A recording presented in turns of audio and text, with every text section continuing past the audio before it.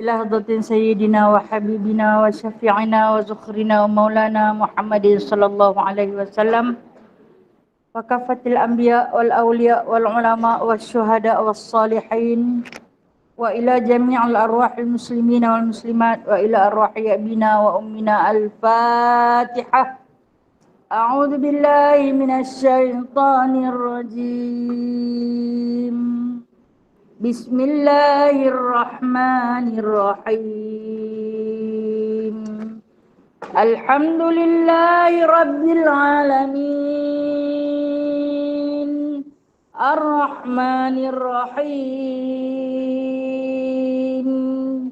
مالك يوم الدين. إياك نعبد وإياك نستعين. اهدنا الصراط المستقيم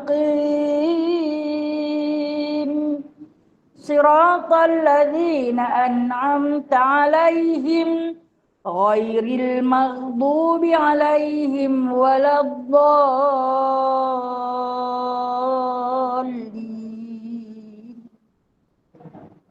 آمين. أعوذ بالله من الشيطان الرجيم. بسم الله الرحمن الرحيم. الحمد لله الذي أنزل على عبده الكتاب ولم يجعل له عوجا قيما لينذر بأسا شديدا من لدنه ويبشر المؤمنين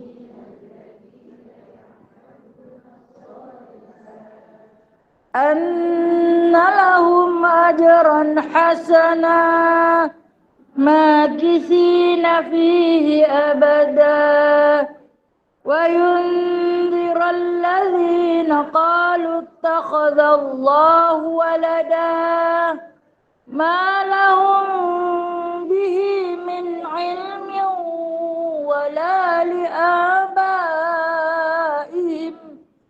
كبرت كلمة تخرج من أفواههم إن يقولون إلا كذبا فلعلك باخع نفسك على آثارهم إن لم يؤمنوا بهذا الحديث أسفا إنا جعلنا ما على الأرض زينة لها لنبلوهم أيهم أحسن عملا وإنا لجاعلون ما عليها صعيدا جرزا أم حسبت أن أصحاب الكهف والرقيم كانوا من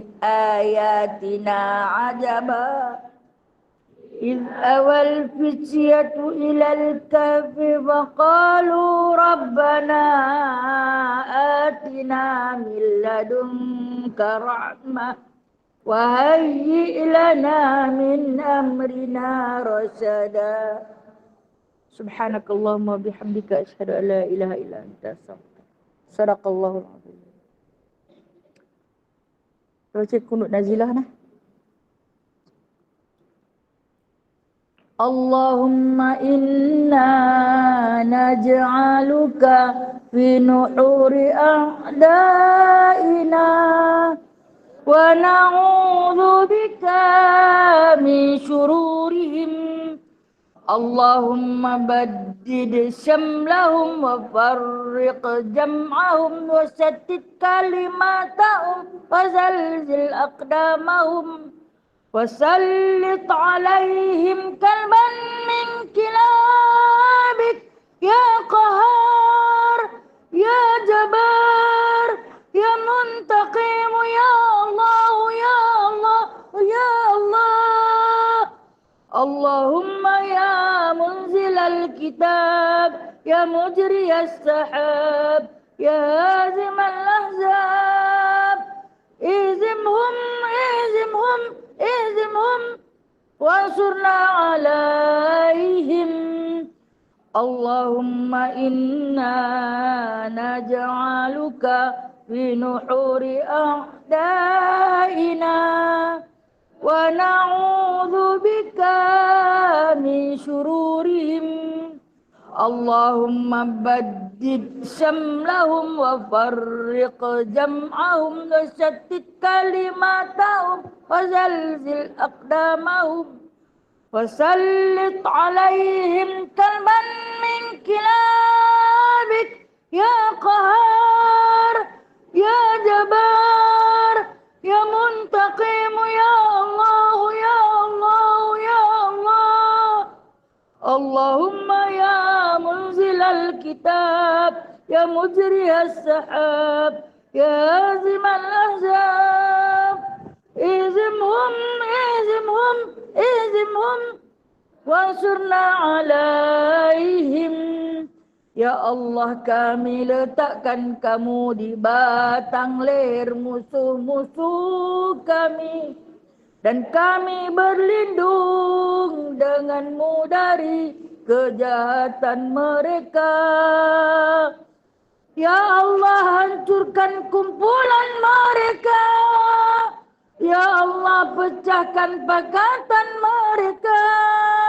Ya Allah, leburkan pendirian mereka. Ya Allah, musnahkan langkah mereka. Cengkamkan anjing-anjingmu kepada mereka. Ya Allah yang Maha memaksa, Ya Allah yang Maha perkasa, Ya Allah yang Maha membalas, Ya Allah, Ya Allah, Ya Allah yang turunkan kitab, yang gerakkan awan, yang tewaskan tentera azab. Kalahkan mereka, kalahkan mereka, kalahkan mereka dan kemenangan untuk kami. Wassallallahu ala sayyidina Muhammadin walhamdulillahi rabbil alamin. Amin amin amin ya rabbal alamin. Bismillahirrahmanirrahim. Rabbi shrah li sadri wa yassir li amri wahlul 'uqdatam min lisani yafqahu qawli. Allahumma salli ala sayyidina Muhammad wa ala ali sayyidina Muhammad. Rabbi yassir wa la tu'assir, Rabbi tamim bi khair ya karim. Subhanaka la ilma lana illa ma 'allamtana innaka antal alimul hakim. Innaka antas samiul alim. Innaka antat tawwabur rahim. Amma ba'du fa ya ibadallah. Alhamdulillah. Sahabat-sahabat yang dikasihi sekalian, yang berada di bawah lembayung rahmat Allah dan dirindui baginda Nabi sallallahu alaihi wasallam. Alhamdulillah, kita dapatkan sedikit puji kepada Allah Taala, hadrat Allah Subhanahu wa taala atas kurniaannya kita pada pagi ini. Kita masih lagi dapat bernafas, masih lagi diberikan kehidupan, diberikan ruang dan peluang untuk sama-sama kita duduk bagi mentadaburkan surah Al-Ma'idah. InsyaAllah kita akan sambung hari ini ayat yang keempat daripada surah Al-Ma'idah. Nah, Bismillahirrahmanirrahim. Allahumma shalli ala sayyidina. Yas'alunaka madza uhilla lahum. Qul uhilla lakumut thayyibat wa ma 'allamtum minal jawarih mukallibina tu'allimunahunna mimma 'allamakumullah fakulu mimma amsakna 'alaikum wadhkuru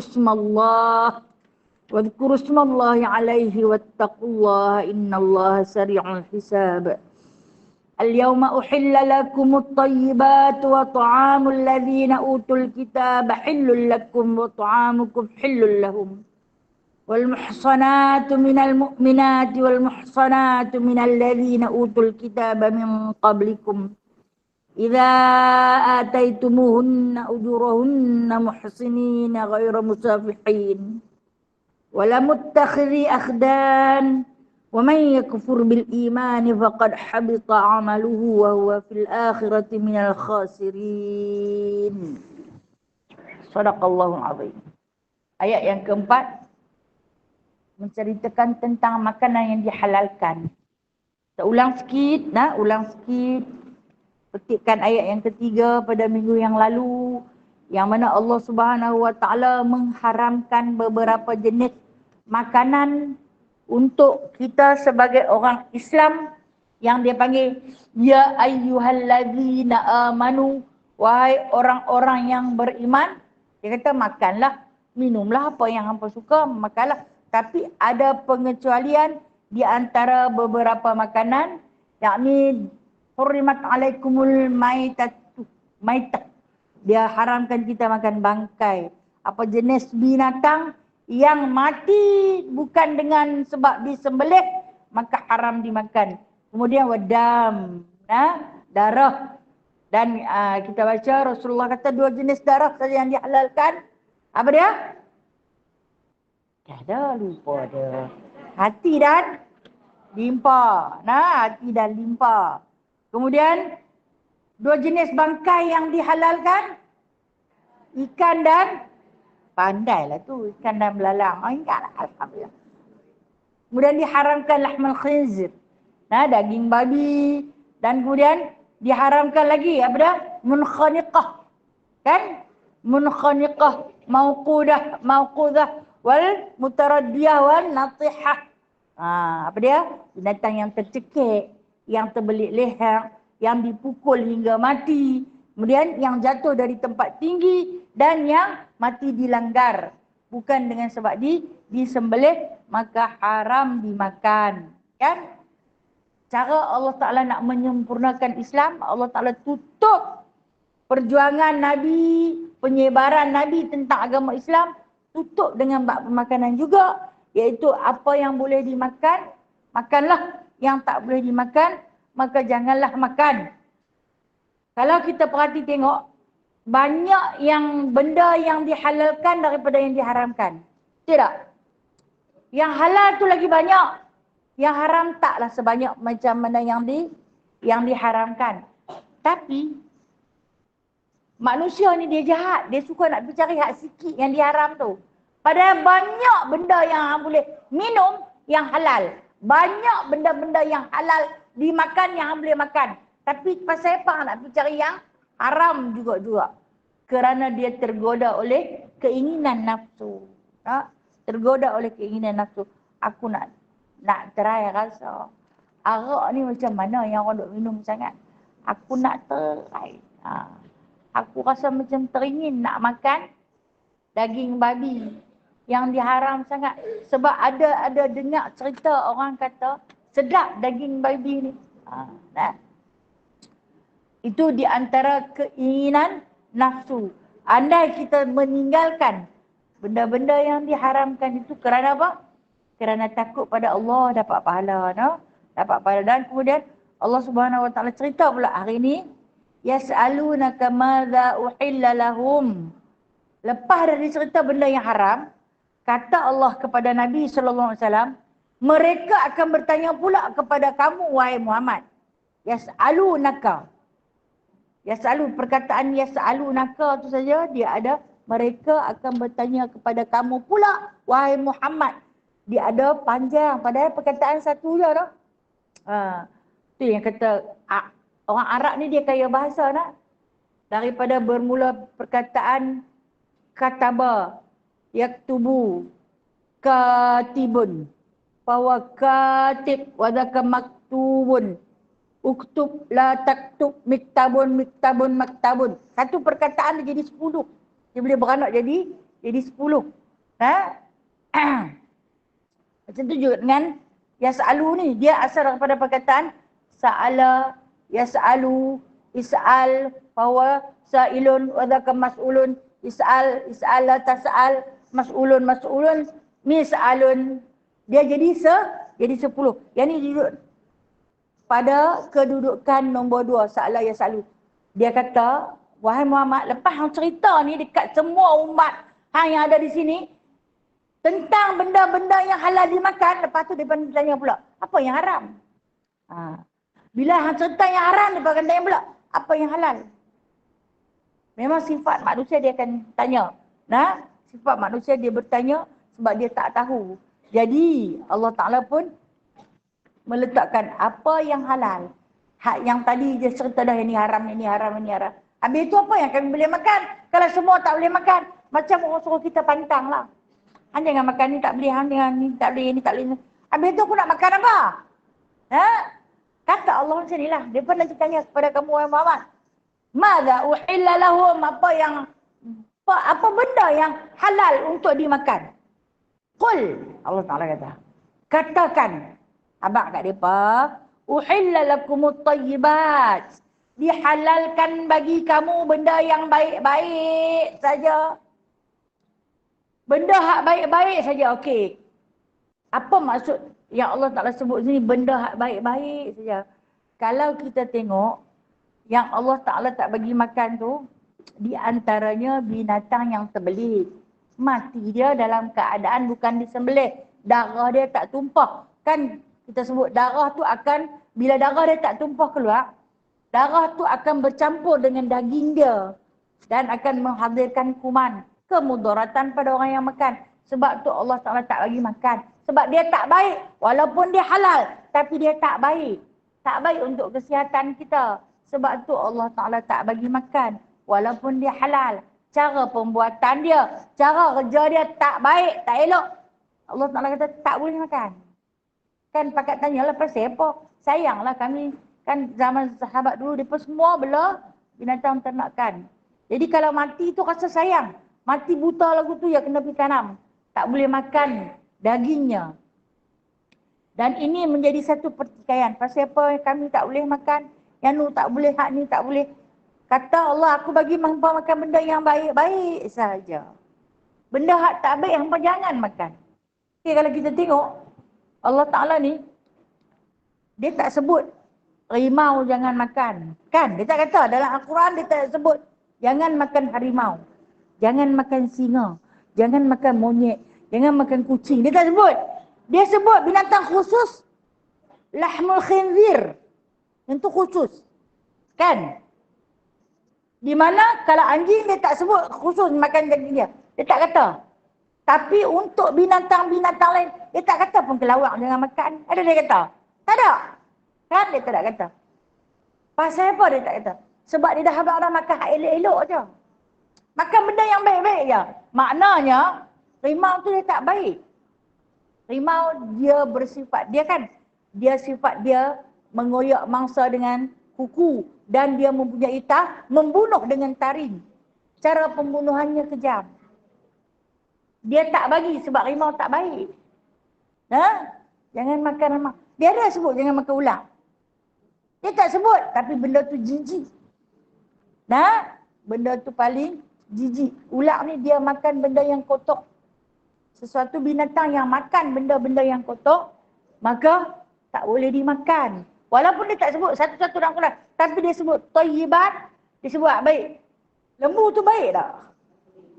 Pernah dengar dia duduk pergi merompok rumah orang? Lembu tu baik. Dia makan rumput je. Kan?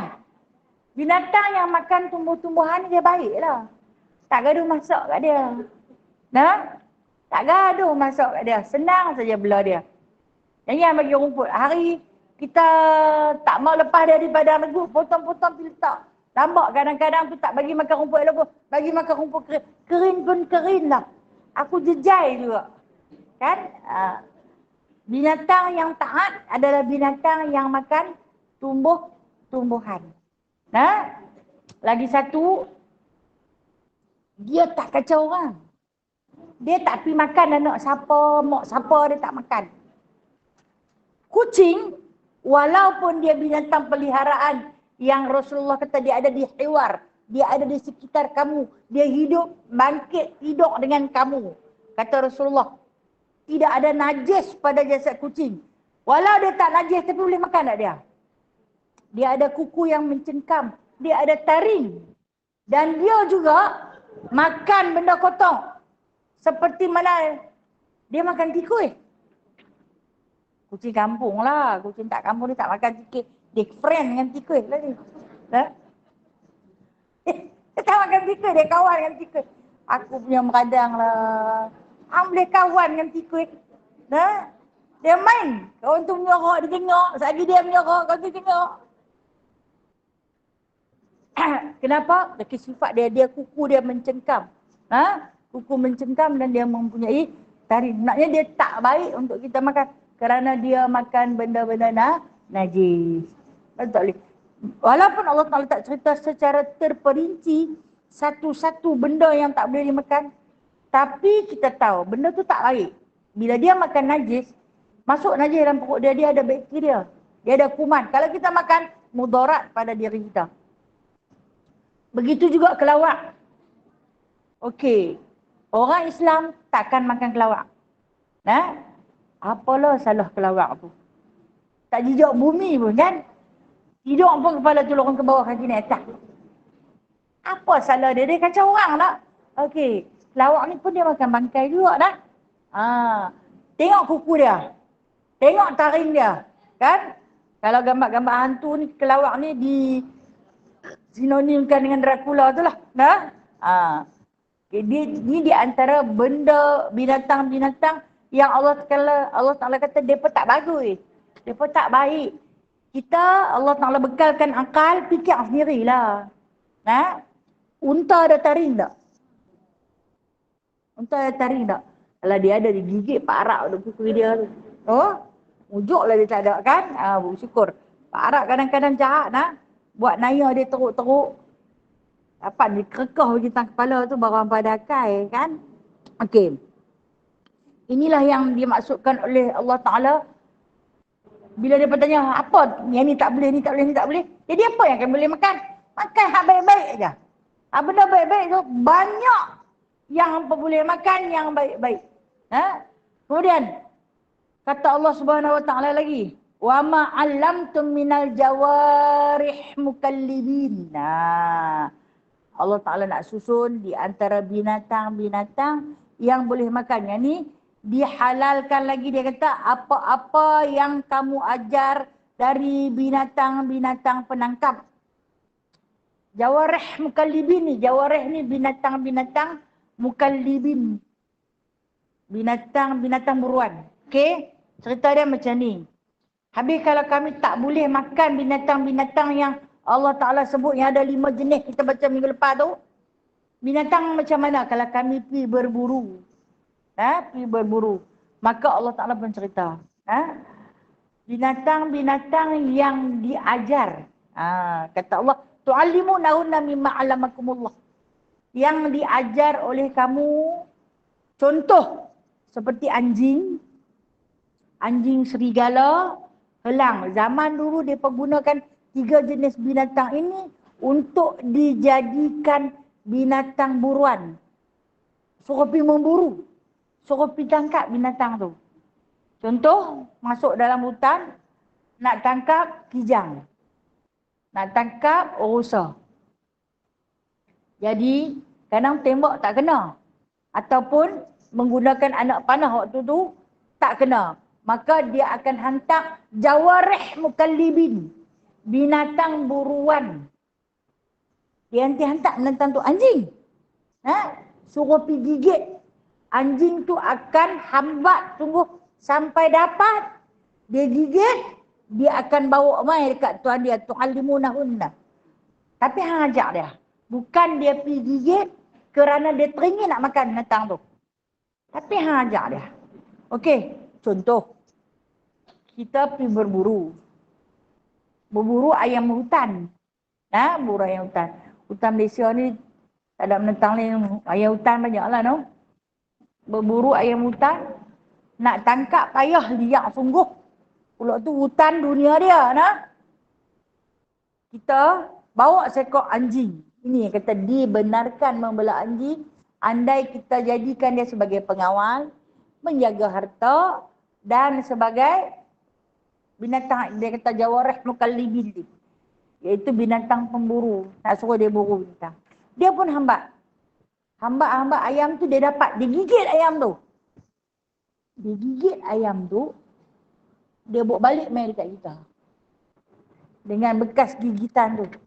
Anjing najis kan? Najis kan? Okey. Dia gigit, bila tu dia bawa balik main dekat kita. Dia tak makan sikit pun. Tu kata Allah sini, tu'allimunahunna. Hang dah ajak, hang dah latih dah dia.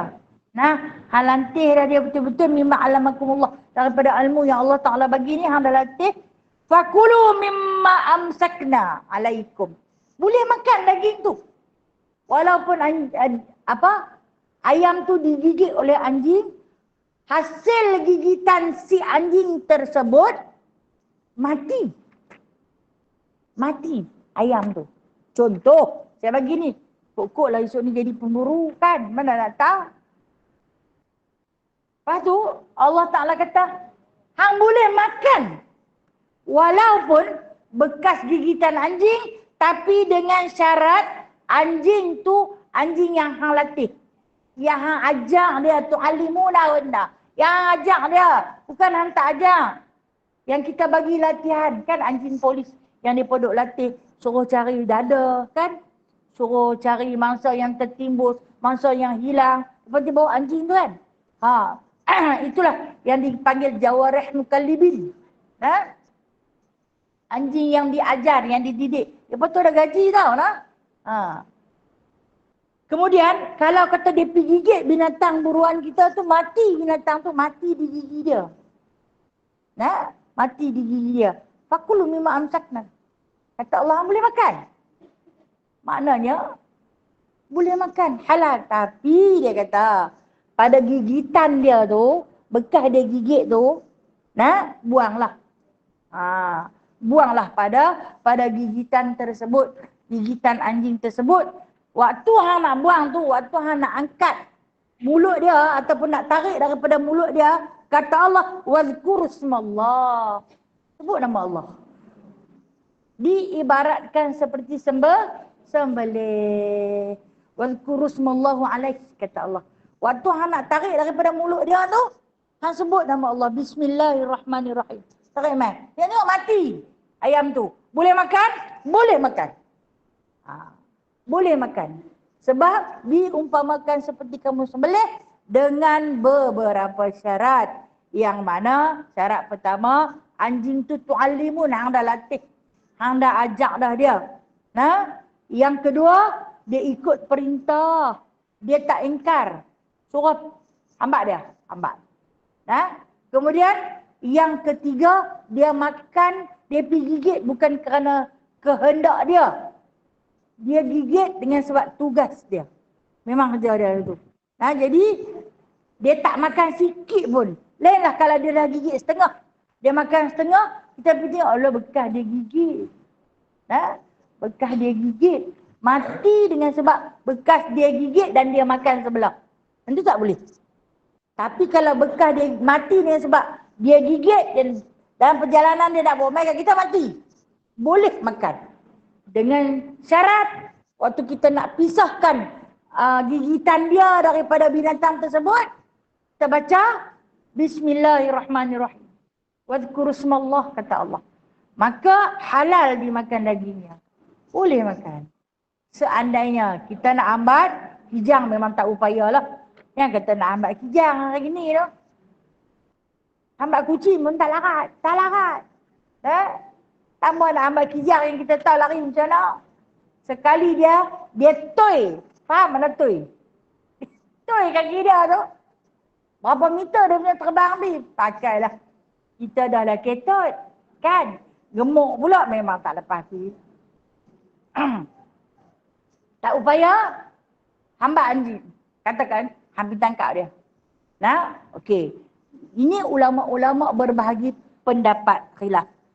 Waktu kita nak lepas anjing tu baca Bismillahirrahmanirrahim. Tepuk dia. So dia hambat. Dia pergi. Sat lagi dia gigit. Dia bawa balik mai. Sambil dia nak bawa mai kat kita tu, mati binatang tu. Kita ambil dia, waktu kita pisahkan daripada mulut dia, bacalah Bismillahirrahmanirrahim. Halal dimakan. Pada gigitan tersebut, buanglah. Nah, pada gigitan yang ada ayat liuk dia tu kita buang. Dan walaupun dia mati di gigitan anjing, maka halal dimakan. Okey, lagi satu. Orang yang berburu. Nah, berburu, kalau ni orang tak guna panah.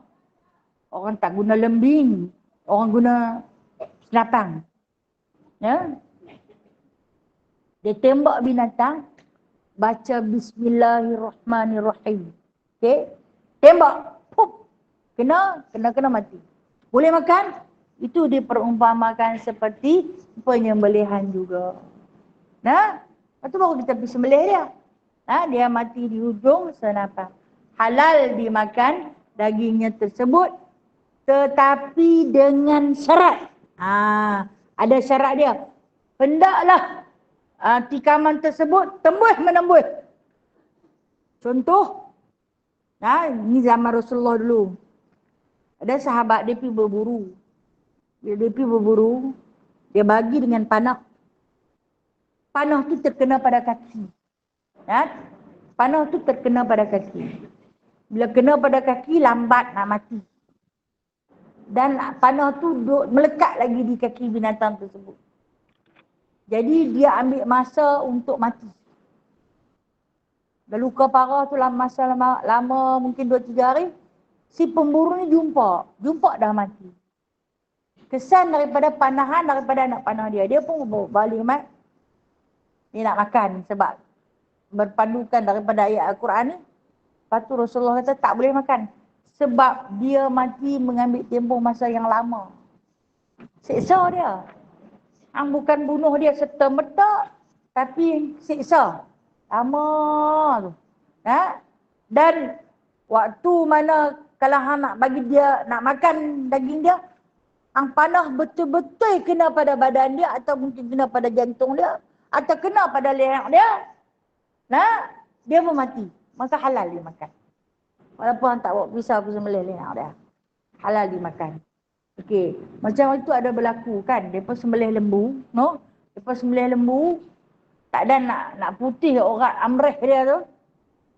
Kemudian mungkin orang amreh ni ada 2 lah. Tepi kiri dan kanan ni. Dia membekalkan darah kan.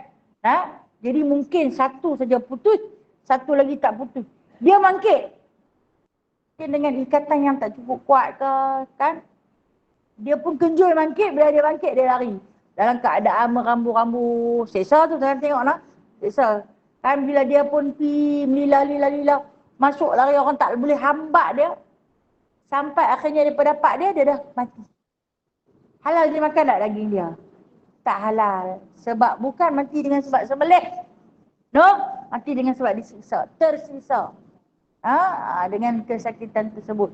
Jadi kata Rasulullah, kalau nak bagi mati, sekali hang bagi dia tu, dia mati. Maka bolehlah dimakan daging tersebut. Faham tak?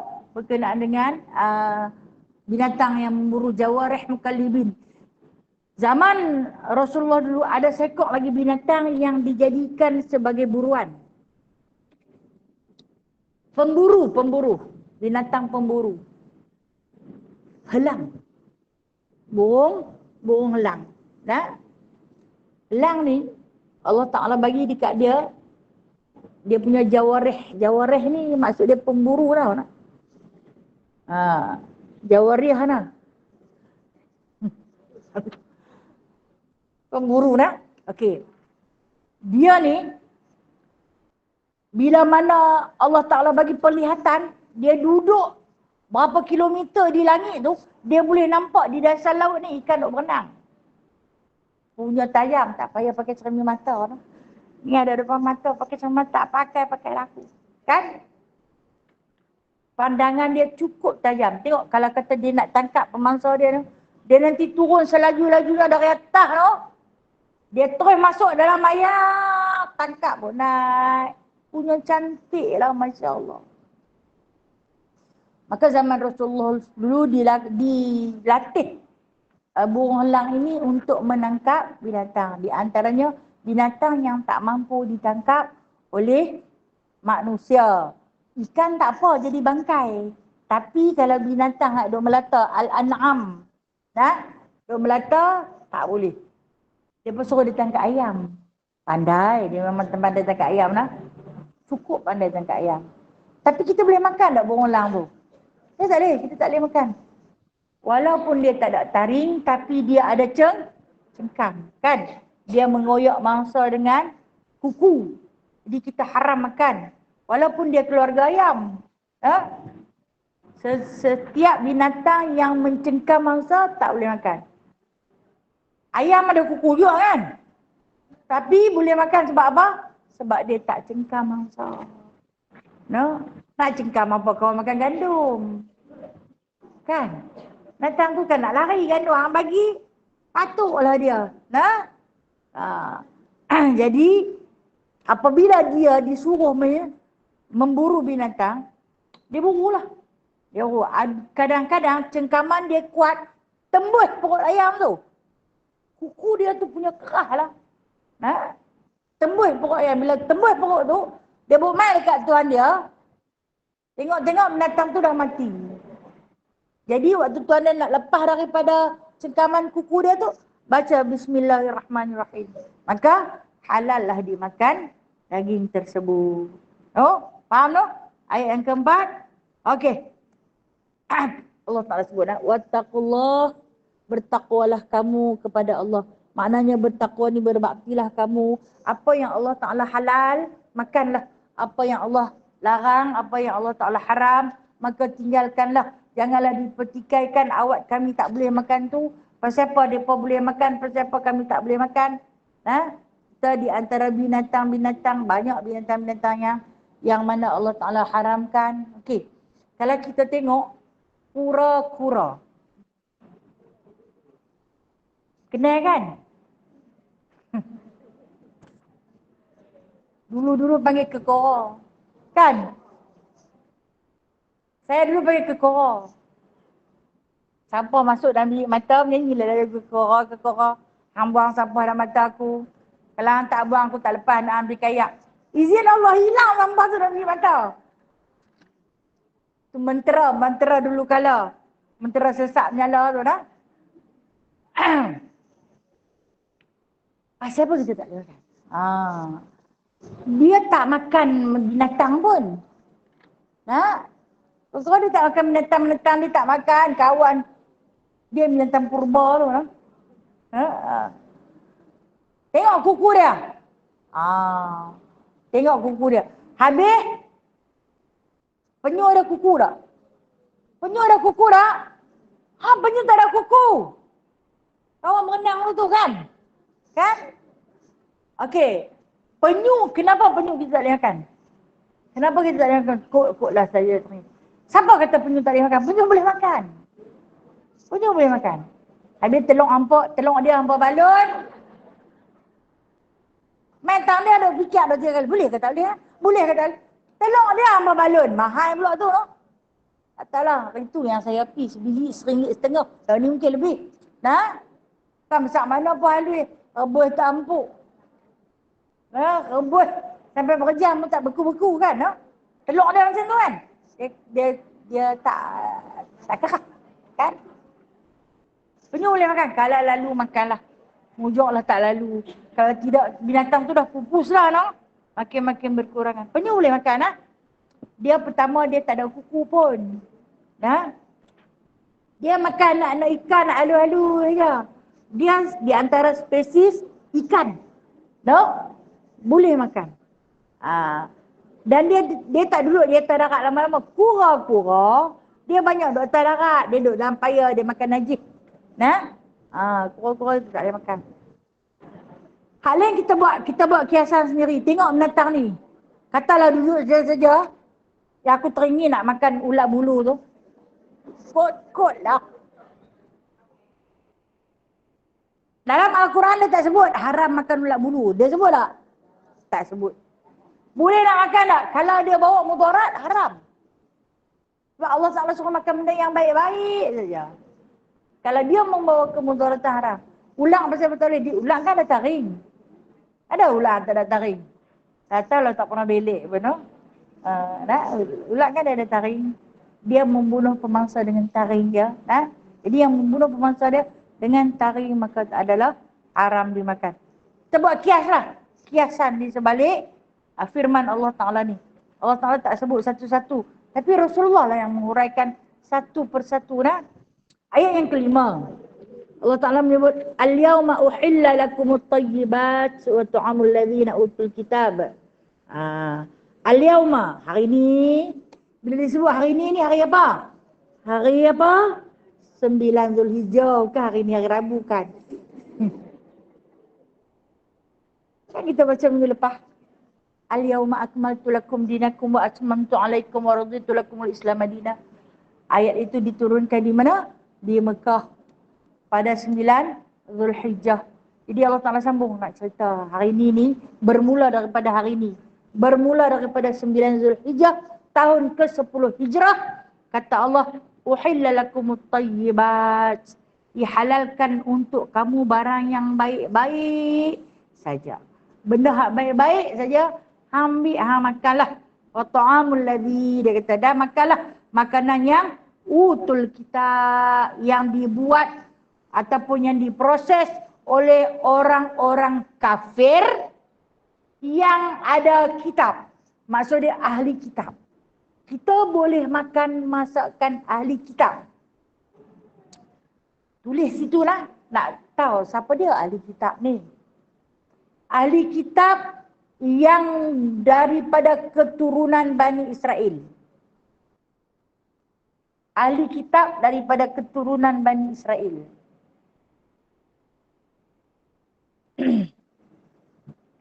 Okey, contoh. Makanan yang dimasak oleh orang Bani Israel. Ada lagi? Ada Yahudi Bani Israel, orang Israel tu lah. Mereka tu ahli kitab. Baik, sekalipun mereka tak hafaz kitab Taurat, mereka tak hafaz kitab Injil, mereka adalah ahli kitab sebab mereka main daripada keturunan Bani Israel yang mereka berpegang dengan kitab Taurat dan Injil. Walaupun Taurat dan Injil tu dah bercampur aduk. Dia dah dipalsukan isi kandungannya. Tapi mereka disebut orang yang mengamalkan agama daripada ahli kitab. Mereka ambil agama daripada ahli kitab. Ayat ni dia ada nasah dan mansukh dia. Nasah dan mansukh. Ayat Quran dia ada nasah dan dia ada mansukh dia. Tapi oleh kerana kita dah lalu, kita kena baca.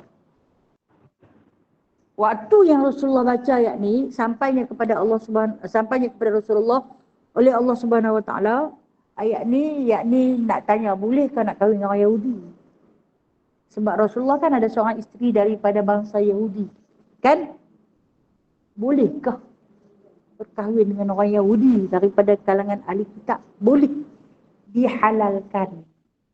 Walaupun ada kitab yang dah mereka putar balik isi kandungan dia. Sebab ahli kitab ni, mereka masih bertuhankan Allah. Masih bertuhankan Allah.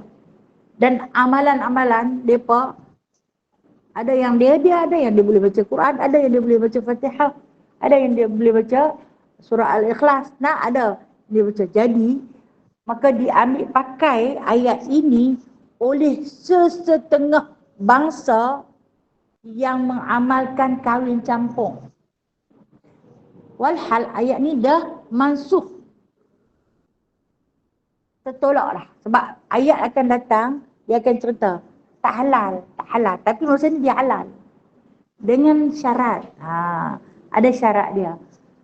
Mereka tu tak minum arak, tak makan babi, tak melakukan zina, beramal dengan Taurat dan Injil. Walaupun Taurat dan Injil telah campur-campur aduk. Walaupun mereka tak sembahyang 5 waktu penuh. Jadi ini disebut ahli kitab.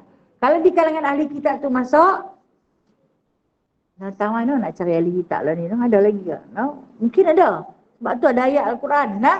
Ada, mungkin ada zaman kita, nah, yang berpegang dengan Taurat dan Injil. Hak yang asli pun ada, tapi kita tak jumpa orang ni, ya. Dunia Allah ni kan luas. Jadi andai dia jamu kita makan, kita boleh makan. Halal dimakan. Sebab kerja buat dia penyembelihan dia pun macam kita orang Islam sembelih. Tak payah pergi tanya dah. Hang ni daripada keturunan Bani Israel, bagi kita makan. Boleh makan. Halal dimakan. Andai kata. Andai kata kita berjumpa dengan puak-puak macam ni. Kemudian Allah Ta'ala sebut, hillul lakum wa ta'amukum. Halal, hamba makanlah. Dia kata, hamba makanlah. Hillul lahum wal muhsanat. Halal bagi kamu, dia kata, perempuan-perempuan muhsanat. Minal mu'minat. Perempuan-perempuan daripada ahli kitab, hamba boleh kahwin. Allah kata. Jadi kan Rasulullah ada seorang isteri, di kalangan Yahudi. Dia ambil tapi diislamkan. Kemudian baginda kahwin. Tapi syarat, lelaki boleh kahwin dengan ahli kitab, perempuan tak boleh. Sebab orang perempuan dia akan ikut suami dia. Sementara suami, dia akan bawa perempuan ikut dia. Hari ni kalau kata tak mau juga, nak kahwin juga perempuan yang nak kahwin dengan bangsa asing, wajib bawa bangsa asing ikut kepada agama kita. Jangan kita ikut kepada agama dia. Itu di antara syarat. Syarat yang mana Allah Ta'ala telah pun tetapkan. Dia kata, wal muhsanatu minal ladzina utul kitab min qablikum. Dan dia kata, halalah kamu berkahwin dengan perempuan-perempuan daripada golongan kafir yang diberi kitab. Perempuan-perempuan daripada golongan kafir, yakni orang-orang Bani Israel, yang diberi kitab, yang ada kitab Taurat, yang ada kitab Injil, boleh kahwin dengan mereka. Tapi beberapa syarat. Apabila kamu beri mas kahwin dengan syarat, nikahlah. Nikah dengan dia elok-elok, bagi dekat dia untuk idza ataitumuhunna ujurahunna, bagilah dekat depa mas kahwin. Menikah elok-elok. Itu kalau untuk orang yang ahli kitab. Bukan kafir macam hari ni. Okey? Sat lagi dia pakai kahwin campur lah pula. Ni Al-Quran ada. Saya sebut sekali lagi, ayat ni telah mansuh. Mansuh ni tak boleh nak kata ayat ni tak boleh pakai. Tak boleh, berdosa. Ayat Al-Quran mana ada tak boleh pakai. Tapi dia ada ayat yang menasahkan dia. Ni dah kata ilmu usul tafsir. Kena mengaji bab usul tafsir. Kalau saya nak cerita bab usul tafsir 2 hari tak habis. Kalau cerita hadis, dia ada usul hadis dan mustalah hadis. Kalau tafsir, dia ada usul tafsir. Dia ada usul tarbiyah. Dalam tafsir ada usul tarbiyah. Ayat ini menceritakan tentang ada satu ayat akan turun. Ayat ni kata mansuh hukum tu. Mana mansuh? Hamba tak boleh kahwin. Hamba tak boleh kahwin dengan orang musyrikin. Orang mukmin hanya boleh kahwin dengan mukminat. Tak boleh kahwin dengan musyrikin. Dia akan bawa hamba hanyut. Tapi Allah Ta'ala bak sini kalau hamba nak kahwin dengan mereka, kahwin elok-elok. Bayar mas kahwin. Ataitumuhun nak ujurahun. Bayar mas kahwin. Kenapa mas kahwin itu begitu penting di dalam hubungan perkahwinan? Kerana perempuan itu ada harga diri. Bukan boleh tangkap muat saja siapa-siapa punya pun. Perempuan itu ada harga diri. Nilai seorang perempuan adalah daripada harga mas kahwin dia. Itu nilai seorang perempuan. Tak kira lah orang letak RM12 suku ke, RM22 ke, RM80 ke, RM100 ke, RM1000 ke, RM10,000. Ada yang dia letak, kita pergi Minang nak dia letak. Saya nak letak mas kahwin RM10,000. Bengong juga dekat mas kahwin sampai RM10,000. Belanja hamil tak ada. Okey lah tu. Manis dandan. Mula-mula dengar mas kahwin RM10,000, belanja tak lagi ni. Baru mas kahwin. Kita dah kata belanja tak payah. Dia letak mas kahwin. Maka ketika ni, RM10,000 yang orang bagi dekat anak dia tu, haram dia guna walaupun sekupang. Sebab tu harga diri anak tu. Kalau dia nak guna almai lama nak buat kenduri ni, duit tak cukup. Minta izin dia, minta halal daripada dia. Ha? Okey, habis si suami bayar duit mas kahwin pada isteri. Nak pi lah berbulan madu naik motor. Tanya pecah. Suami dia kata dia duit tak ada. Isteri dia kata dia ada duit mas kahwin. Masa ketika ni, suami kena minta halal betul-betul. Kalau isteri dia kata boleh, tak tukar tayar baru. Tapi hutang lah ni duit mas kahwin. Hutang wajib bayar. Walaupun suami isteri. Duit tu abang yang bagi, abang ke tak abang. Tu harga diri dia. Itu dia kata, ataituhunna ujurahunna. Hampa kena bagi bila hampa nak memiliki seorang wanita, hampa kena bagi mas kahwin itu harga diri dia. Okay. Ada orang yang tawaduk, dia akan letakkan harga diri anak dia tersebut dengan harga senaskah Al-Quran. Oh, seronok orang yang Minang, tak gaduh yang di Quran dia bagi. Ada yang dia letak sepotong Fatihah. No? Senaskah Al-Quran dan sepotong Fatihah. Fatihah tu dia wajib baca di depan qadhi. Mahal tak? Mahal lah tu. Itulah harga yang paling mahal di sisi Allah. Senaskah Al-Quran dan sepotong Fatihah. Kan Sab'ul Masani. Surah yang selalu diulang-ulang mahal. Selagi diulang, selagi itulah berkat. Kan? Kita bagi kita yang gila duit ni, oh lega, mas kahwin tak gaduh. Baca Fatihah saja. Ada yang bapa dia bagi syarat, nak kahwin dengan anak dia, mas kahwin dia surah Ar-Rahman. Baca depan qadhi. Apa yang tengok? Alah, dia nak kencing dan seluruh. Kena cari tahfiz juga lah kan. Begitulah adanya. Dia nak abang, kenapa pentingnya didatangkan ataitumuhunna ujurahun? Pentingnya mas kahwin kepada seorang perempuan kerana itu adalah harga diri seorang perempuan. Nikahilah mereka muhsinina. Buat baik dengan mereka, nikah dengan mereka elok-elok. Ghairu musafihina. Bukan nak buat zina, bukan nak buat gundik, bukan nak buat perempuan simpanan. Wala mutakhidhi akhdan. Maksudnya jangan buat perempuan simpanan. Buat elok-elok dekat mereka. Kalau hang beli sebiji rumah pun, hang tak nikah dengan dia, hang tak lafaz akad dengan dia, hang tak bayar mas kahwin dia, tapi hang bagi rumah, hang bagi kereta, hang tak nikah, dia tak ada harga. Harga diri dia tak ada. Dia jadi apa? Dia jadi mutakhili akhdan, perempuan simpanan. Ada harga? Tak ada harga. Dia itu dapat kondo, dia ada sugar daddy duduk belah dia. Dia takkan kahwin dengan hang. Sebab dia dah ada anak isteri, dia takkan kahwin dengan hang. Tapi dia bilang hang.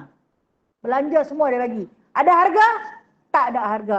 Kerana dia tak ataituhunna ujurahunna, tidak diberi mahar misil mas kahwin kepadanya, maka jadilah ia mutakhili akhdan, perempuan simpanan, ataupun dalam bahasa dulu dia disebut gundik. Dia disebut gundik. Gundik ni adalah amalan raja-raja dahulu kala. Isteri satu je. Gundik berlambak-lambak. Kan banyak gundik. Saya ingat saya pernah pergi Beijing. Istana dia ada 9. Lepas tu gundik dia ada 1,000. Untuk nak main kepusingan gundik balik ni, mula malam ni kau ni esok nak main kepusingan 3 tahun sekali baru jumpa raja tu. Dia jadi gundik. Kan nak main. Tapi dia bagi istana, dia bagi rumah, dia bagi dayang-dayang. Dayang lain, gundik lain. Dia bagi macam-macam dia bagi. Tapi adakah harga? Tak ada harga. Tidak ada apa-apa harga. Kerana ia tak ada mas kahwin dia. Kemudian kata Allah, wa may yakfur bil iman faqad habita amaluhu. Barang siapa yang kufur dengan iman, maksudnya yang menolak dengan iman. Yang menolak keimanan dia, kepercayaan dia kepada Allah. Kata Allah Subhanahu wa taala, faqad habita amalu, maka terbatallah, terhapuslah segala amalan dia. Hang dah Islam, patut hang murtad balik. Orang yang dah Islam, masuk Islam, syarat susah rupanya nak masuk Islam. Nak menggauli wanita kena kahwin. Kena kahwin, kena bayar. Oh tak boleh. Baiklah kami bukan Islam. Kami buat zina pun tak berdosa, siapa tak tangkap. Nah, kami nak makan bangkai pun boleh. Kami nak makan apa benda semua kami boleh makan. Tak maulah. Biarlah kami masuk balik agama kamu. Kalau berlaku sedemikian, ini murtad. Nah, wa may yakfur bil iman, orang yang murtad, kata Allah, habita amalu. Hapus, batal segala amal kebajikan dia. Buat baik banyak mana pun, semua dihapus. Allah Ta'ala tak akan cerita di mahsyar nanti. Ni masa hang Islam. Hang dulu masa hang Islam, hang rajin bersedekah, hang semayang. Ni pahala aku bagi kat hang. Pasal masa dulu-dulu, hang rajin beribadat. Masa hang Islam. Tapi di masa kafir tak ada. Tak. Allah Ta'ala hapuskan kesemuanya. Walaupun dia pernah melakukan kebaikan, oleh kerana dia bertukar iman. Maka habita amal. Dihapuskan seluruh amalannya. Wa huwa fil akhirati minal khasirin. Maka di akhirat nanti, di padang mahsyar nanti, pada hari kiamat nanti, maka jadilah dia orang yang rugi. Rugilah segala perbuatan yang dilakukan di muka bumi ni tak ada apa. Okey, saya nak share sikit tentang cerita ni ayat yang terakhir ni. Masjid matang. Kampung saya tu kan, dulu ada seorang, dia bukan Islam. Waktu pembinaan masjid nak buat ni, kita kan kutip dana siapa nak berwakaf. Dia ni antara yang kaya di kampung tu. Antara yang terkaya. Waktu ni, isteri dia orang Islam. Dia Islam. Dia Islam pada nama. Dia akan selalu memberi, bagi. Kalau kata nak buat apa-apa majlis, dia nanti bagi sekok lembu, sekok kerbau. Kira mewah lah. Dia nanti belanja makan. Sampai akhirnya, dah masjid tu siap nak buat pagar. Nak buat pagar memerlukan lebih kurang dalam 35,000. Dia bagi duit cash 35,000 buat pagar. Kemudian bil elektrik dia bayar. Sayang kan. Tapi apa yang merugikan dia, mati isteri dia kembali kufur. Dia kembali kufur. Puas dipujuk pujuk orang sayang lah. Sayang kepada akidah dia. Dengan sifat dermawan dia. Dengan sedekah dia yang banyak. Dia tak mau. Islam ni susah. Dia kata yang tak boleh, ni tak boleh. Ni haram tu. Dia peleceh. Dia memperlekehkan Islam. Tak mau. Tapi baik. Tapi baik. Sayang. Lepas tu dia kembali. Dia kata memang amalan aku macam ni pun. Selama ada isteri dulu pun aku tak suka nak ikut cara lagu isteri aku buat ni. Dia pun tak pernah tegur aku suruh pergi semayang pun. Cuma dia main hebat. Dia pada kutip dana nak buat masjid. Nak bagi. Dia kemah. Ya aku bagilah banyak mana yang ada. Dia dah mati. Aku kembali kepada agama nenek moyang tu. Dia habis. Sayang Kemudian mati dalam kufur dan kafir. Inilah maksud ayat. Kalau kata di akhirat nanti Allah Ta'ala nak cerita tak? Pagang tu dia yang bagi. Ni hampa duk rasa sejuk, aircon, kipas, lampu menyala terang tu duit dia tu. Sayang tak? Habis.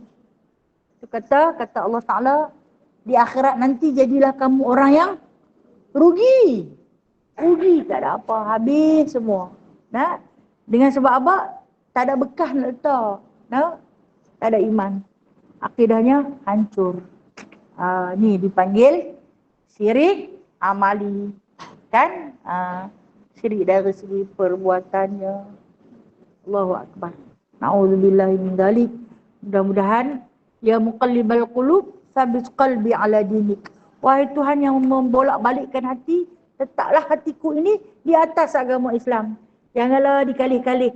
Jangan teringin pun nak masuk agama lain. Ha? Tetaplah. Walau ujian macam mana berat pun, sakit ke, pedih ke, tetaplah aku atas agama ni. Kerana kita yakin, inilah agama yang sebenar.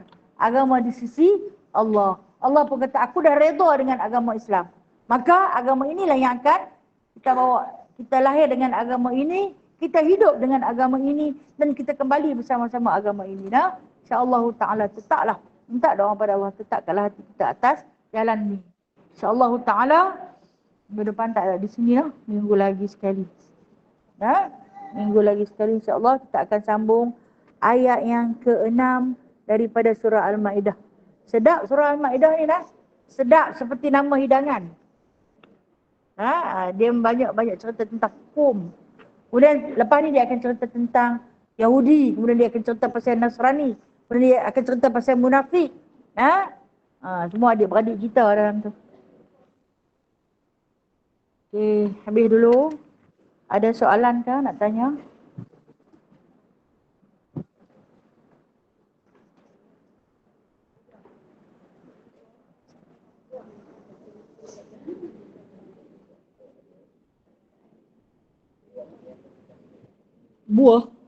Buah bekas anjing gigit.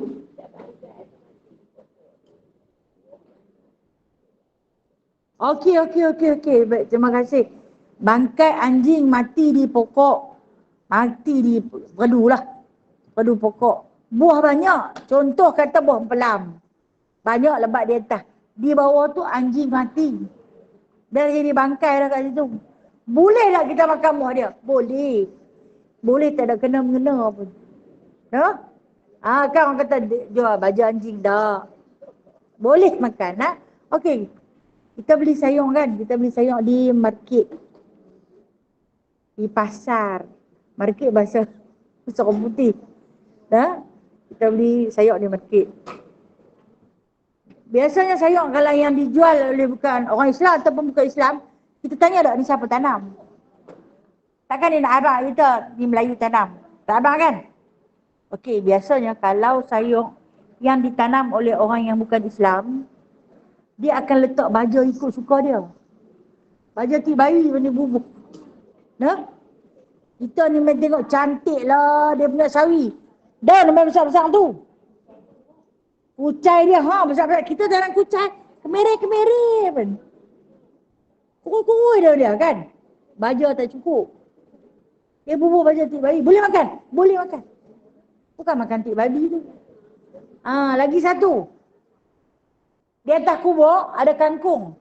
Kubur matang banyak kangkung atas kubur. Gemuk-gemuk tu. Baja manusia. Boleh makan? Boleh makan. Bukan kita makan baja tu, kita makan pokok. Diharuskan. Dibolehkan. Pasal kita ni tak apa nak menjaga. Kalau yang menjaga tak boleh. Ada yang tanya? Ada soalan lain? Ya. Ya, Kak Sarah.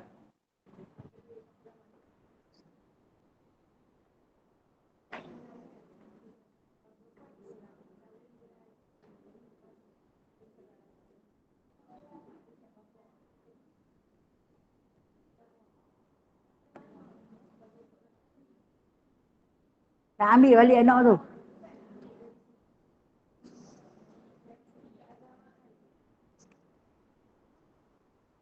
Lelaki Islam, lelaki bukan Islam. Perempuan yang Islam. Bila anak, dapat kat suami. Jadi si isteri ni yang Islam tak dapat anak. Tak dapat penjagaan. Anak tu sebenarnya kalau kita nak tengok dari segi hukum Islam. Apabila si anak dah berakal, boleh berfikir, cukup umur. Dalam Islam dia kira cukup umur 15 tahun. Cukup umur. Boleh memikirkan mana yang baik, mana yang buruk. Jadi ketika ini terserah kepada anak untuk ikut mak ataupun ikut ayah. Tapi hari ini dunia kita mahkamah yang menentukan. Kan? Mahkamah tetapkan dia nak ikut mak ke ikut ayah. Andai takdir si anak tu ikut bapa.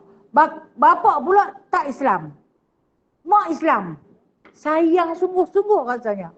Satu kerugian pada Islam. Sebab bila dia ikut bapa bimbang. Akidah yang dididik oleh ibu dia yang Islam akan jadi bukan Islam. Nah, jadi bukan Islam. Jadi macam mana nak ambil balik? Itulah kata masa ni kita tak boleh nak ambil balik. Kalau dari segi hukum, dia suruh anak tu pilih. Dia suruh anak pilih. Sebab la ikrah fiddin, tidak ada paksaan untuk masuk agama Islam. Tak ada paksa. Dia bagi pilihan.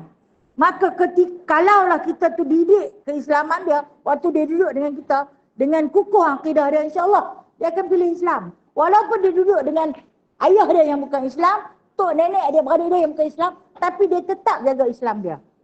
Tapi kalau kita pun tak bagi didikan yang elok dekat dia, budak tu dia akan ikut agama apa yang dia hidup. Itu kata apa pun atas didikan, no? Waktu seawal usia dia kan, awaluddin ma'rifatullah, awal-awal beragama, kenallah Allah. Bila kenal Allah, maka segala jenis makhluk bukan Allah. Jadi apa yang wajib disembah? Allah lah yang wajib disembah. Hiduplah di dalam dunia kafir pun, maka Allah yang wajib disembah. Apapun atas didikan. No? Hari ni kalau dunia kita tengoklah, hakim yang akan meletakkan hukum, no? Nak duduk dengan mak ayah mana. Tapi kalau dalam Islam, Rasulullah aja, budak tu bila dia boleh berfikir, umur dah 15 tahun, suruh dia pilih yang mana satu. Andai kita terapkan akidah dia daripada kecil, tak Islam, dia akan pilih Islam. InsyaAllah. Apa-apa atas didikan, no?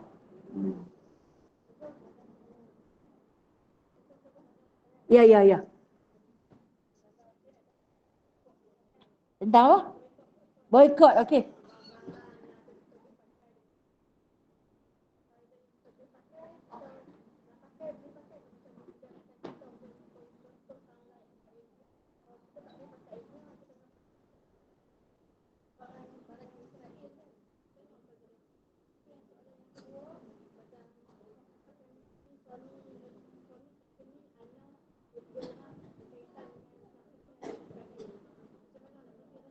Okey.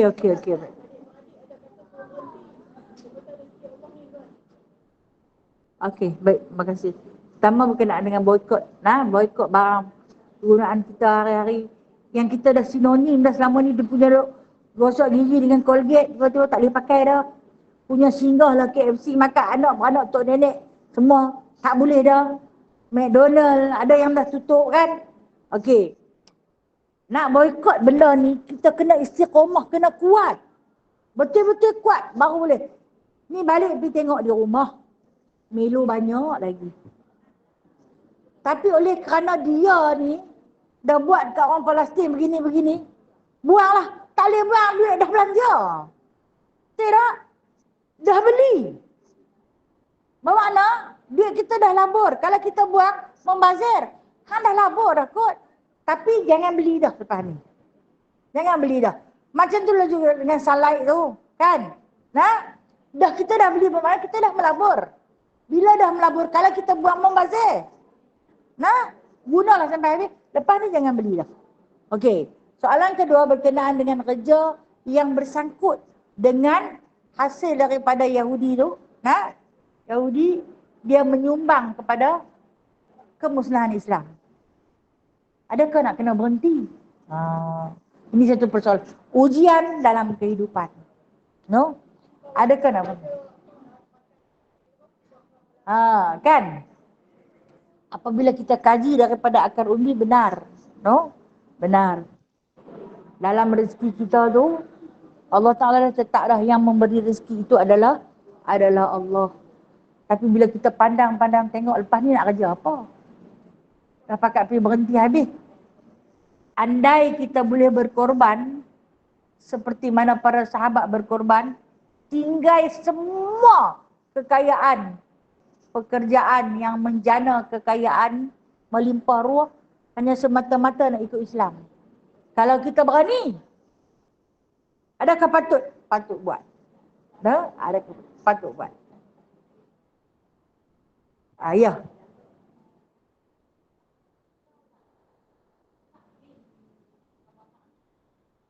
Anak tu takbir bapa angkat.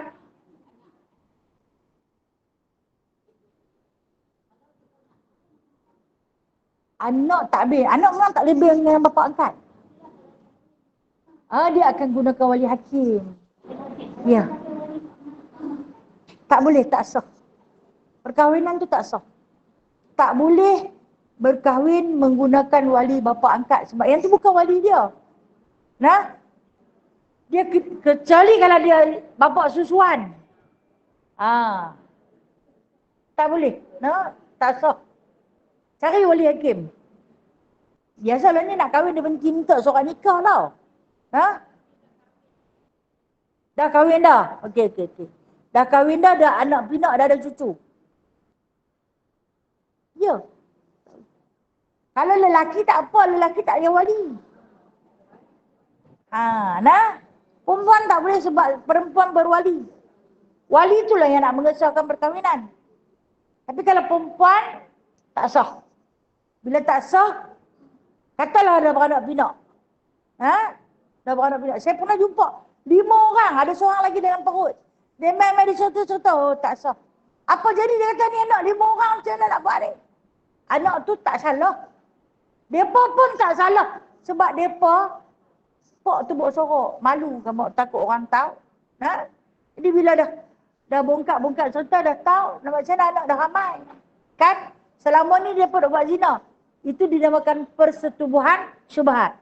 Dan anak-anak itu kita tak bolehlah panggil dia anak luar nikah.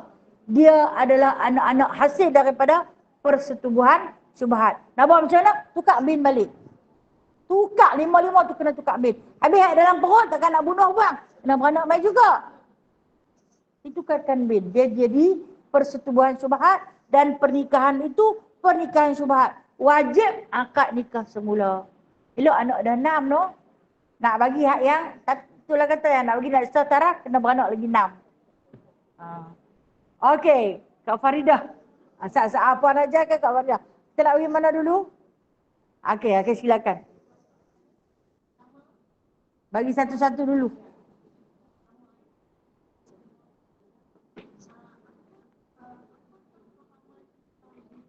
Okey, baik. Okey.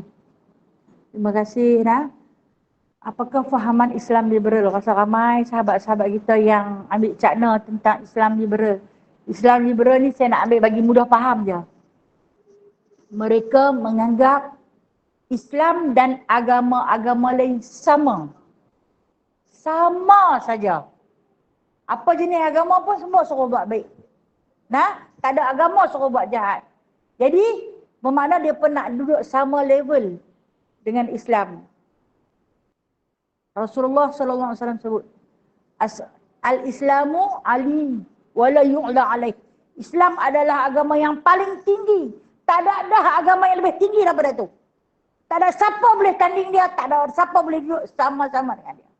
Jadi sebarang jenis hukum yang mana yang diletakkan oleh Islam, orang kafir tak boleh pertikaikan.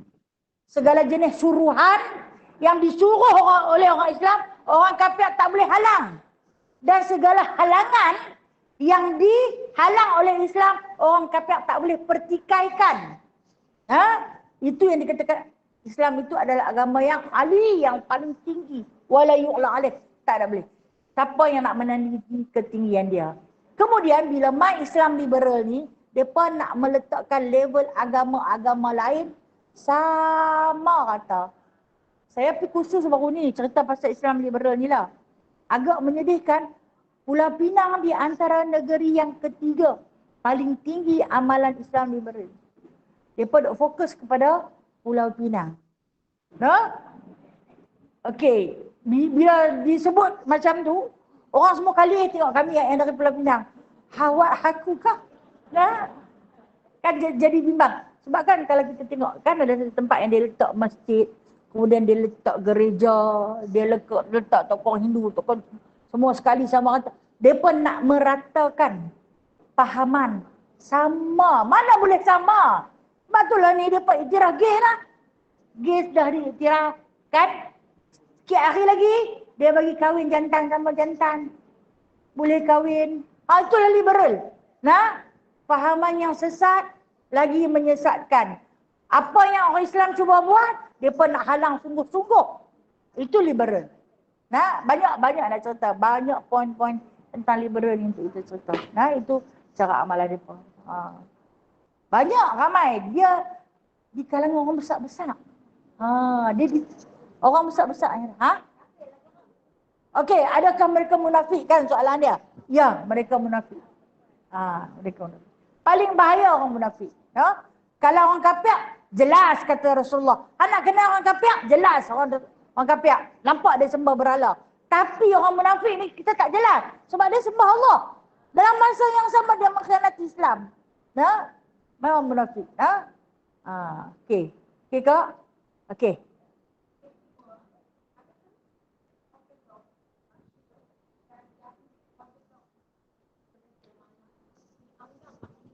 Okey, baik. Terima kasih. Soalan yang baik. Yang ada di Rusia dengan yang ada di mana-mana, yang ada Ortodok ni di antara mereka yang masih mengamalkan kitab Taurat dan Injil. Okey, adakah mereka itu dianggap sebagai ahli kitab? Ya boleh. Boleh dianggap mereka sebagai ahli kitab sebab saya ingat guru saya, dia pernah duduk di Rusia. Nah, dia kata waktu tu hujan, dia kata. Hujan lebat, dia tak boleh balik ke rumah, dia kata. Kemudian tak tahu arah mana nak pulang, tak jumpa jalan nak balik. Jumpa dengan seorang Kristian Ortodok, panggil dia pergi ke rumah. Ni saja Allah Ta'ala nak bagi ujian. Dia kata, masuk pergi ke rumah orang tu, dia habaklah. Dia Kristian Ortodok ni, dia kan Kristian kan ada macam-macam kasta mereka. Dia kata dia kenal siapa Musa, dia kenal siapa Isa, dia kenal siapa Muhammad. Dia cerita semua-semua. Lepas tu dia uji tahun ni lah. Dia uji guru saya ni, dia kata isteri dia masak roti cicah dengan, kalau kita panggil kari ayam lah. Kari ayam. Cicah dengan ayam yang dipanggang. Lepas tu boleh makan tak, dia tanya. Lepas tu guru saya kata boleh makan. Boleh makan dengan sebab dia ahli kitab. Macam mana hantar kami ahli kitab? Sedangkan Taurat hari ini telah pun dicampur adukkan. Tapi selagi kamu berpegang ajaran daripada Taurat dan juga Injil, walaupun bercampur aduk, maka halal ku makan hasil masakan kamu hari ini. Jadi insyaAllah mungkin setengah-setengahnya boleh kita anggap. Daripada di antara ahli kitab boleh insyaAllah. InsyaAllah. Katalah kok tersesat. Manalah nak tahu. Puan Hajar. Assalamualaikum warahmatullahi wabarakatuh. Orang-orang hebat ni InsyaAllah, insyaAllah.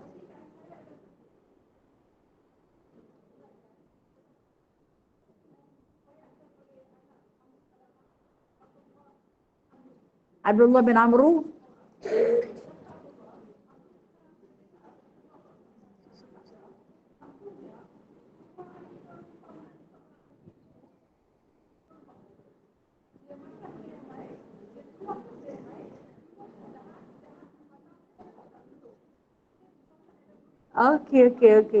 Okey, sedap sangat hadis tu nak. Okey, satu dulu. Saya lupa. Tentang satu hadis daripada Abdullah bin Amr bin As radhiyallahu anhu, yang mana cerita tentang Muslim yang baik. Orang Islam yang baik ini diperumpamakan seperti lebah. Lebah ni kalau kita tengok, lebah dia akan serap yang baik-baik saja. Dia akan makan madu. Bunga busuk macam mana pun, dia tak makan hak busuk tu. Dia makan madu. Dia serap yang elok-elok je. Dan kemudian bila dia mengeluarkan hasil daripada perut dia, pun dia keluar hak baik-baik saja. Dia duduklah besar mana pun di atas dahan pokok tu takkan mati, dahan dia takkan patah. Cantik perumpamaan sabdaan Nabi SAW ni. Bermakna kita kalau nak jadi orang Islam yang baik, apa yang kita duduklah di tengah-tengah masyarakat yang punya jahat pun, carilah kebaikan. Ambillah kebaikan. Dan nak cerita dekat orang, ceritalah yang baik-baik saja. Ni hampir dah pi. Tapi dia cerita, yang dia cerita tak elok. Tak elok saja yang keluar daripada dia. Maka orang ni tak ubah seperti pohon dedalu. Yang singgah di dahan, dia nanti serap segala nutrisi pada pokok tersebut, vitamin sampai mati pokok tu. Nah, dia saja yang hidup. Kan? Itu Islam yang tak baik. Jadi Islam yang baik, jadilah seperti lebah. Kalau kita tengok lalat, dia bila duduk, dia akan cari benda yang busuk saja dia makan.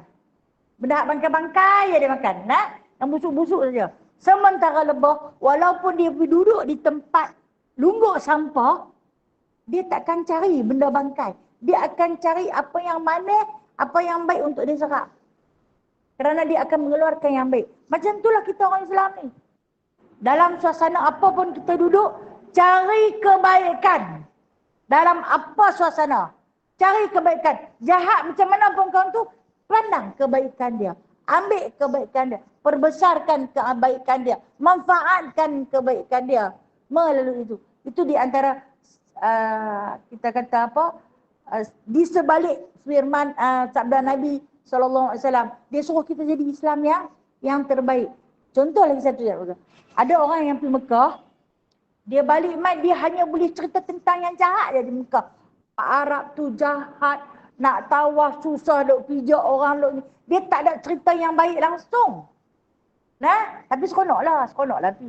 Nabi yang pi lah. Tapi lagu tu lah aku nak abang ni, dia cerita tak elok saja.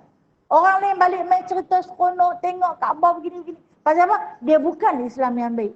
Dia serak hak yang kotor saja. Hanya kekotoran yang dikeluarkan. Nah, faham tak? Dari satu lagi insya-Allah.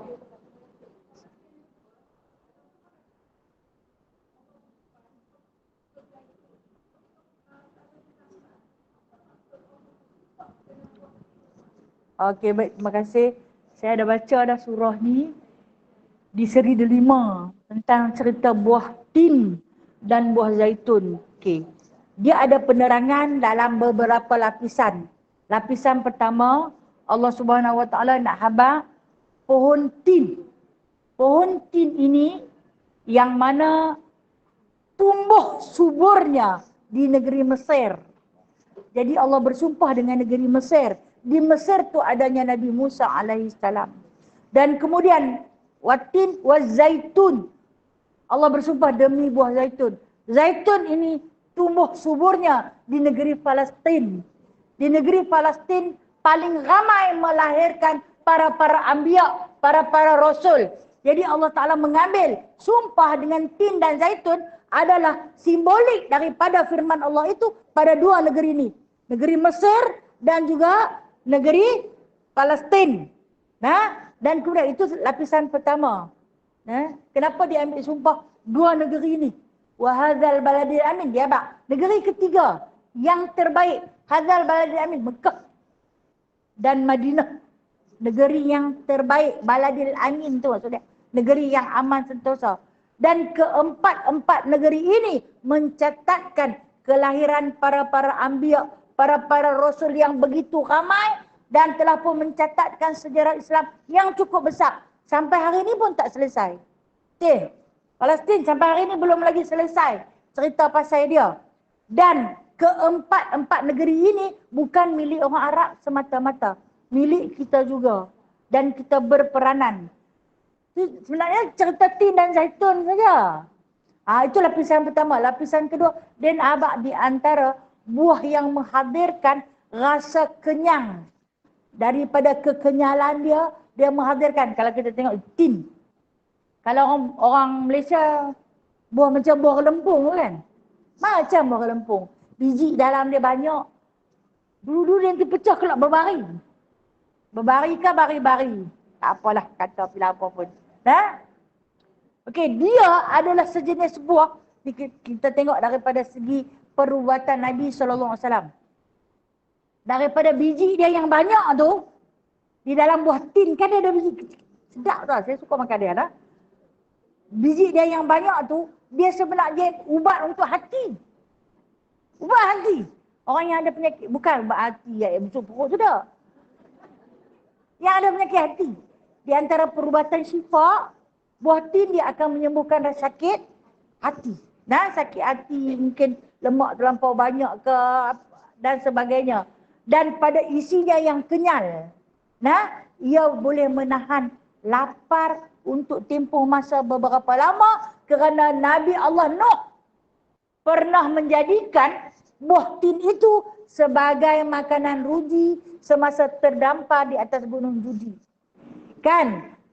Bila mana Nabi Nuh hantar gagak suruh pergi tengok ayak surut ke tak lagi?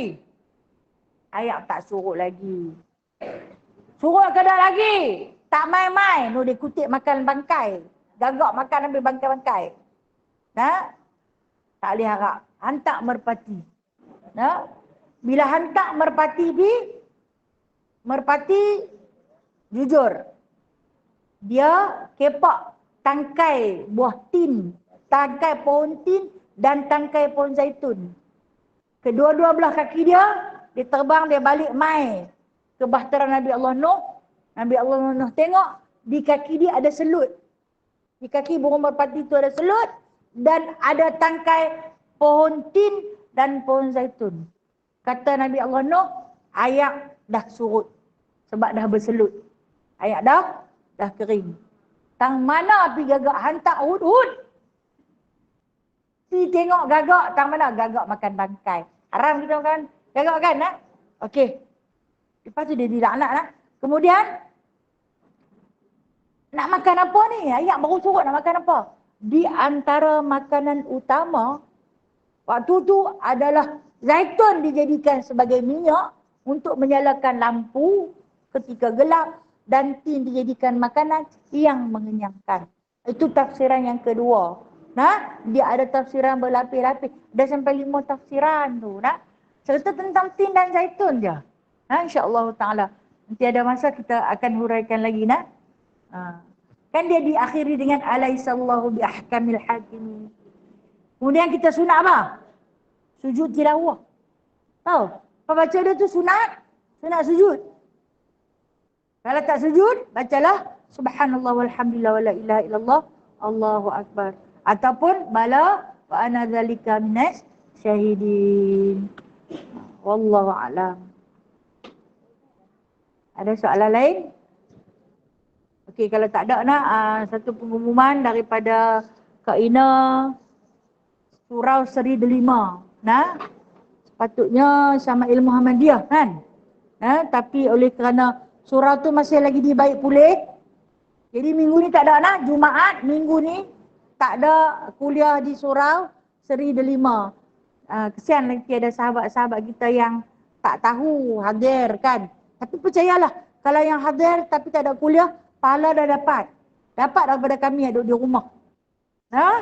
Pahala kehadiran. Dengan sebab, alah rugi mai. Tak rugi. Tak ada yang rugi. Cuma saya nak nyatakanlah nak. Tak ada minggu ni insyaAllah siap pembinaan. Dia bina, tak silap saya dia buat mihrab. Siap nanti kita akan kembali berkuliah di sana. Jadi wallahualam, yang baik itu datangnya daripada Allah, yang lemah dan kurang adalah daripada diri saya sendiri. A'udzubillahi minasyaitonirrajim. Bismillahirrahmanirrahim. Alhamdulillahirabbil alamin hamdan katsira, hamdan yuwafi ni'amahu wa yukafi'u mazidah. Ya Rabbana lakal hamdu kama yanbaghi li jalali wajhikal karim wa 'azimi sultanik. Ya musabbibal asbab, ya fatihal abwab, ya sami'al aswat, ya qadiyal hajat, ya mujibad da'awat. Ij'alna minan najihin, fansurna fa innaka khairun nasirin, waftah lana fa innaka khairul fatihin, waghfir lana fa innaka khairul ghafirin, warhamna fa innaka khairur rahimin, warzuqna fa innaka khairur raziqin, wahdina wa najjina minal qaumidh zalimin. Allahumma ansurna, Allahumma ansuril muslimina wal muslimat fi Palestin, Allahumma ansuril muslimina wal muslimat mu'minina wal mu'minat fi Gaza. Allahumma ansuril muslimina wal muslimat mu'minina wal mu'minat fi kulli makan. Allahumma ansuril muslimina wal muslimat mu'minina wal mu'minat fi dunya wal akhirah. Allahumma ansuril muslimina wal muslimat mu'minina wal mu'minat alal qaumil kafirin wa alal qaumil zalimin. Wa sallallahu ala sayyidina Muhammadin walhamdulillahi rabbil alamin. Taqabbalallahu minkum, taqabbal ya karim. Sudah dulu kan? Terima kasih semua. Assalamualaikum warahmatullahi wabarakatuh.